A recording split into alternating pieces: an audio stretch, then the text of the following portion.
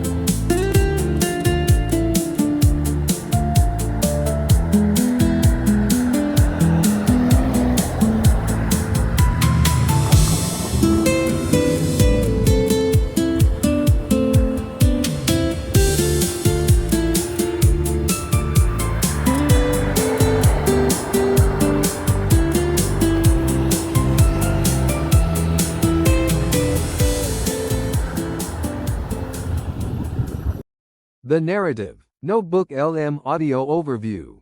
Have you ever tried to take a really nice, clear photo of a building or a landmark in your town, and right as you press the button, just a random person walks directly in front of your camera? Oh, yeah, it happens to me all the time. Right. It happens all the time. And now, I want you to think about trying to capture a perfect, permanent visual record of every single street in your entire city, but you want to do it without any people in the shots at all. Which sounds, almost impossible to actually do. It really sounds impossible.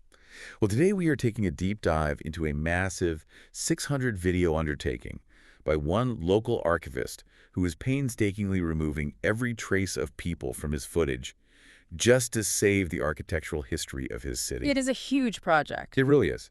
So we're looking at a specific video recorded on July 7th, 2026. This features a walk down Vine Street in St. Catharines, which is in the Niagara region. Yes. And this footage comes from an archive-keeping channel called Local Herb Verb 789. They're completely dedicated to recording streets and places so future generations can see exactly what they look like. It really is a fascinating project. The creator of the channel, Stephen, is putting in, well, just a tremendous amount of work to build a public record. Absolutely. But since the channel has an interesting way of presenting these videos, we should probably give a very quick summary of how he puts the final product together, especially with how he uses AI, before we get into the actual Vine Street walk. I agree, yeah. Let's keep the history brief, though, because I really want to get into the footage itself today. Of course. So how exactly does he package these videos? So the channel actually started back in 2009 just for archiving streets. But between 2024 and 2025, Stephen started uploading videos of AI-generated music with lyrics. Okay. And he ended up getting new subscribers who, only wanted the music, while his original subscribers only wanted the street archives. Oh, I see. Yeah, so to please everyone, he found a very practical solution. He stopped uploading the AI lyric videos separately. Now he just puts the AI music in the background of his regular street archive videos. I have to say, trying to keep two completely different groups of people happy on the internet is like a nearly impossible task. It really is. Usually you just end up making everyone mad. But that is a really smart, simple compromise. He gives both groups what they want in one video. Exactly. We do need to clarify something for you listening, though, because when people hear AI, they wonder about the video itself. Does this AI alter the actual video of the street in any way? No, absolutely not. The AI does not touch the street footage. Okay, good. It does not change the buildings, the roads, or the lighting. The AI is strictly there to make the video a bit more polished and viewable. Right. So aside from the background music, he uses an AI host to introduce the video before the street footage starts. Oh, like a digital presenter. Yeah. Then when the street video is over, the AI host comes back, says goodbye, thanks the viewer, and politely asks them to subscribe. There is also a brief AI discussion right at the end of the video. That is extremely transparent, which I like. He clearly labels all the AI elements, so when you watch, you know exactly what is real street footage and what is just a helpful AI addition. Exactly. He is very open about it. Plus, we should mention that Stephen does not always use AI. Some of his new videos have absolutely no AI, no music, and no edits at all. Right. He just mixes it up depending on the specific video. Yeah, it's a very friendly, open way to run a channel. It really makes the channel look great. Definitely. The AI is just a nice packaging tool, but the real focus of the channel is always the actual location. Which brings us to the main topic today. While the setup of the channel is interesting, today we're going to focus entirely on the actual footage and the amazing effort that goes into creating the Vine Street video. Yes, the physical effort is really something. So let's talk about this massive editing project you brought up earlier. Right, so the channel is currently undergoing a huge editing process, and this has actually been going on for several months now. Wow, months. Yeah. Stephen is going back through his videos and completely removing any images of people that were captured while he was walking. Wait, I am a bit confused by that. If he is walking down a public sidewalk, people are naturally going to be there. Right. Why go through all the trouble of cutting them out if they were just walking on a public street? I mean, doesn't removing the people take away from what the street looked like on that day? Well, it is a fair question, and you are right that there is a very low expectation of privacy when you are out on a public property. Anyone can legally record there. Right, exactly. But Stephen's decision comes down to the specific mission of his channel. The channel is about archiving the streets and places, not about recording people. Okay. People physically get in the way of seeing the street. If a group of people is walking in front of him, you cannot see the storefronts or the sidewalks behind them. Oh, I see what you mean. Yeah, by removing them, he makes the videos better and entirely neutral. The channel is not about drama or about people at all. That makes total sense. If I want to know exactly what a specific bakery looked like on Vine Street in 2026, I want to see the whole building, not the back of a dozen people waiting for a bus in front of it. Exactly. Making it completely neutral does make it a much better reference tool, but the amount of work that must take is just, wow. You have to sit there, watch the video, find the exact second someone steps into the frame, and cut it. How many videos is he doing this for? He is doing this for over 600 videos. Over 600 videos. Yes. That is incredible. I mean, that is a massive scope of work. It really is a massive scope. Because he is doing this, many of those videos are temporarily unavailable right now, while this final massive edit takes place. You have to really admire that kind of work ethic. Yeah. He is taking the channel offline to do this manual labor just to make sure the final product is as good as it can possibly be. Editing one video can take hours, so 600 is a huge commitment. It is, but the interesting thing is that Steven actually really enjoys this process. Yeah. According to the channel, he finds it deeply satisfying to accomplish such a large and specific task.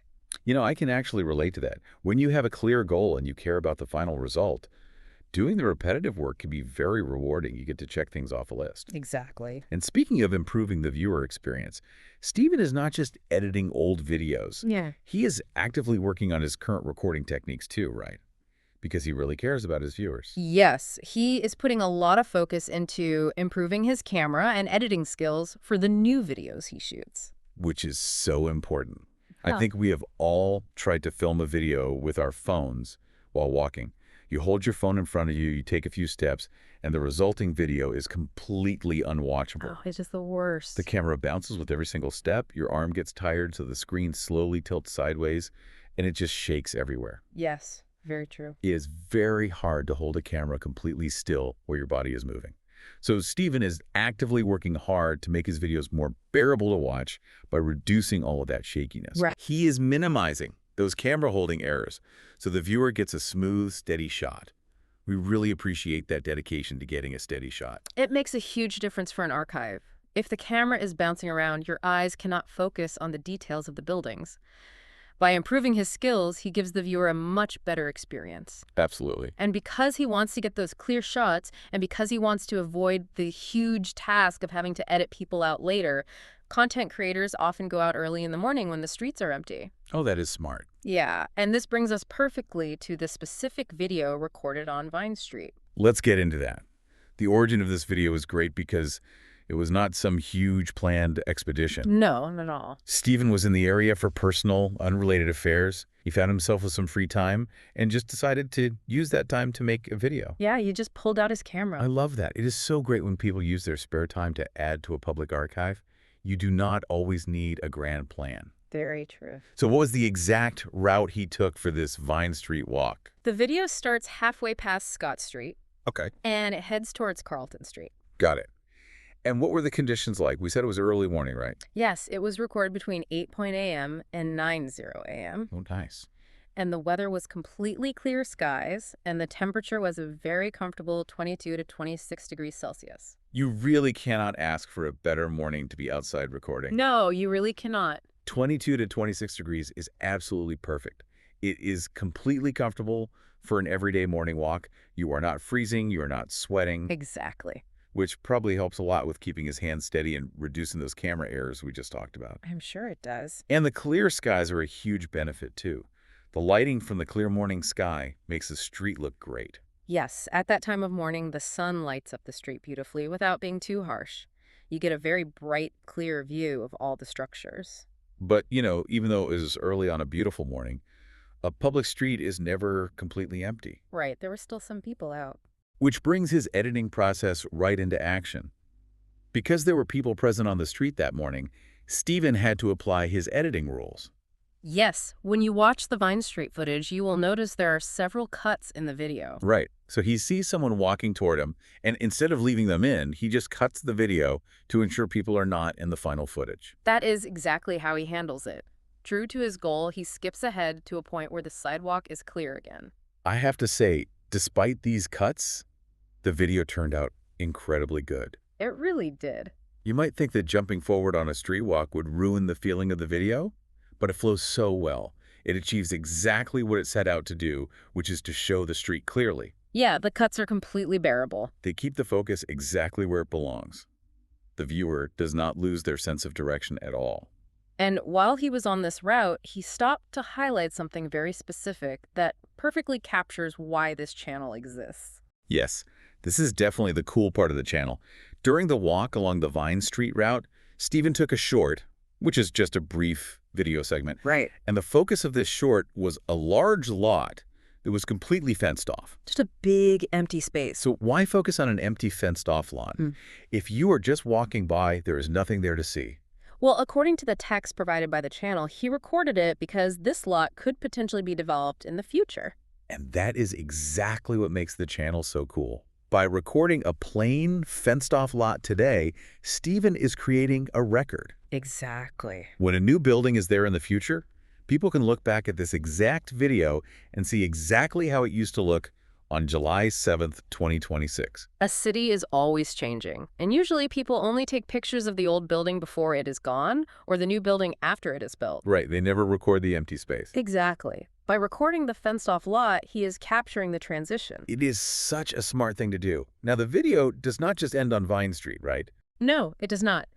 The final footage of the video takes place on Geneva Street near the Fairview Mall. And this footage is very brief. Yes, very brief.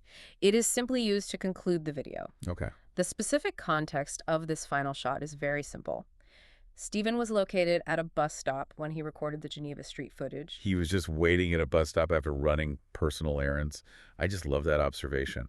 Everyday life can result in recording a really nice piece of local history. It really can. You don't need a complicated plan. You just need a camera and the dedication to do it. It is a great summary of the entire video, from the AI packaging to the careful editing out of people to the steady camera work while waiting for a bus. The entire video is a great example of dedication to a simple, positive project. It really is a fantastic project.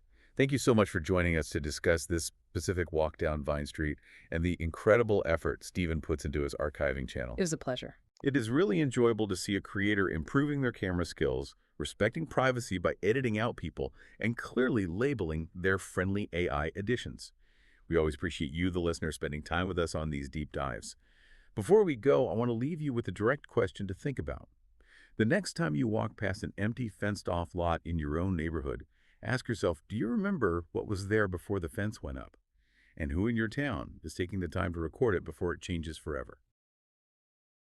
Thank you for watching. If you're not subscribed, please feel free to do so. Also, hit the notification bell so you can watch the next video. Bye for now.